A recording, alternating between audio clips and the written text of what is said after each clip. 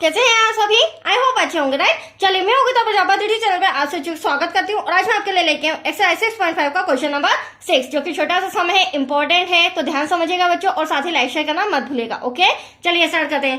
देखिए क्या कहना है इस क्वेश्चन में। एक समबाहु त्रिभुज एबीसी की भुजा 2a है, उसके प्रत्येक शीर्ष लंब की लंबाई ज्ञात कीजिए। तो सबसे पहली बात तो हमें सम के अंदर समबाहु त्रिभुज दिया गया। अब समबाहु त्रिभुज किसे कहते हैं? तो समबाहु त्रिभुज वो होता है बच्चों जिसकी तीनों भुजाएं आपस में समान हो, बराबर हो, वो समबाहु त्रिभुज कहलाता है। तो आप देख सकते हैं एबीसी मैंने समान, मतलब कि ये 3 सेंटीमीटर है तो ये भी 3 और ये भी 3 सेंटीमीटर मैंने समबाहु त्रिभुज बनाया। अब इसकी भुजा 2a है, तो कोई सी भी जब इनकी भुजाएं आपस में बराबर होती है तो ये AB भी हमारा 2a हो जाएगा, BC भी हमारा 2a हो जाएगा और AC भी हमारा क्या हो जाएगा? 2a हो जाएगा।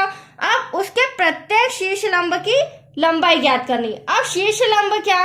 तो देखो आप देख रहे हैं यहाँ पर शीर्ष लंब 3 होंगे। यहाँ पर एंगल A मतलब कि शीर्ष कोण A से भी मैं एक लंब खींच सकती हूँ जो शीर्ष लंब होगा, B से भी मैं एक शीर्ष लंब खींच सकती हूँ और C से भी मैं एक शीर्ष लंब खींच सकती हूँ। बट सबसे इंपॉर्टेंट पॉइंट, जब इनकी तीनों भुजाएं बराबर है तो इनके शीर्ष लंब भी आपस में क्या होंगे?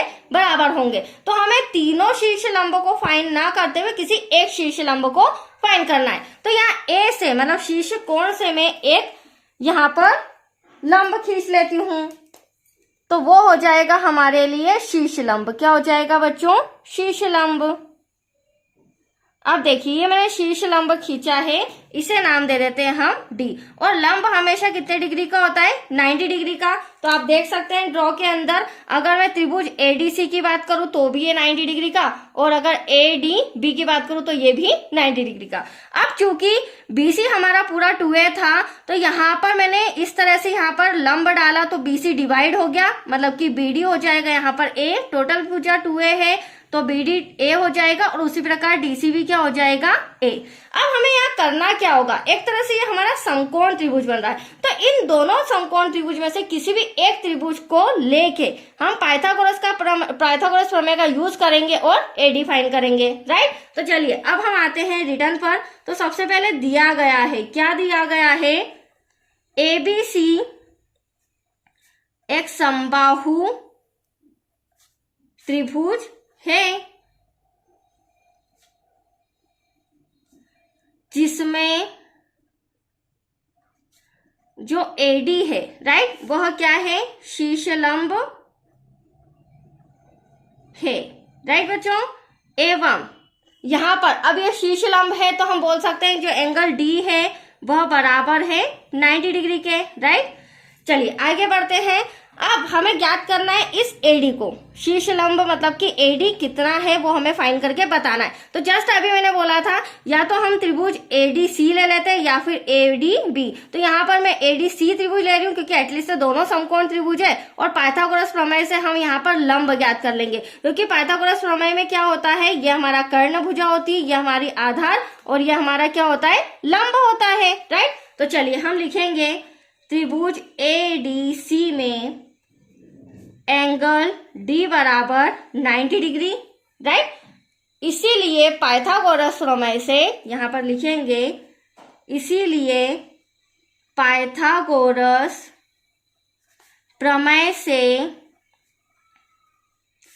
कर्ण का वर्ग, यहां फॉर्मूला लगाएंगे हम इसका, कर्ण का वर्ग, ये रहा हमारा कर्ण, बराबर लंब का वर्ग प्लस आधार का वर्ग, जो कि हमने छोटी क्लासेस में पढ़ा है बच्चों, प्लस आधार का वर्ग। चलिए अब हम AC का वर्ग ले लेते हैं, क्योंकि कर्ण क्या है हमारा? AC। तो AC का वर्ग, लंब हमारा AD हो जाएगा तो ये AD का वर्ग, प्लस आधार हमारा DC हो जाएगा, ये DC का वर्ग। अब AC हमें क्या दिया गया है? 2a दिया गया है, तो 2a का स्क्वायर हो जाएगा, राइट। यहाँ पे हम लिख लेते हैं 2a का वर्ग। AD तो हमें फाइंड करना है बच्चों क्योंकि हमारा शीर्ष लंब है। DC आप देख सकते हैं A दिया गया है तो ये A का वर्ग। अब मल्टीप्लाई करेंगे, ब्रैकेट सॉल्व करेंगे, 2 2 4, A का A में करेंगे A स्क्वायर, AD का स्क्वायर, प्लस A का A में करेंगे तो A स्क्वायर। अब एटलीस्ट हमें AD फाइंड करना है तो हम क्या करेंगे? प्लस का A स्क्वायर इधर आके क्या हो जाएगा? माइनस का हो जाएगा, तो ये माइनस का A स्क्वायर हो गया, इक्वल्स टू AD का स्क्वायर। अब 4a में से a के गया तो यहाँ पर बचा 3a स्क्वायर, राइट। बट अभी भी हमारा आंसर नहीं आया क्योंकि हमें सिंपल एडी फाइंड करना है और यहाँ पर एडी का वर्ग दे रखा है। तो यहाँ पर वर्ग हटा के हम क्या लगा देंगे, वर्गमूल लगा देंगे। तो 3a square equals to simple AD. अब यहाँ पर अंडर रूट है, इसे सॉल्व करना है। तो देखो √3 की अगर मैं बात करूं तो यहाँ पर √3 का कोई स्क्वायर रूट मतलब वर्गमूल नहीं होता है, तो एटलीस्ट ये तो √3 ही आएगा। और यहाँ पर a स्क्वायर, क्योंकि a स्क्वायर भी है तो यहाँ स्क्वायर से अंडर रूट कैंसल, तो यहाँ पर क्या बचा, a इक्वल्स टू AD। अब हम लिख सकते हैं जो AD है उसका आंसर क्या आया है हमारा √3a। तो यहाँ लिखेंगे मतलब कि लंबाई आई है, अतः क्या लिखेंगे, थोड़ा सा कॉपी इस तरह से करिए बच्चों, अतः शीर्ष लंब, राइट, अतः शीर्ष लंब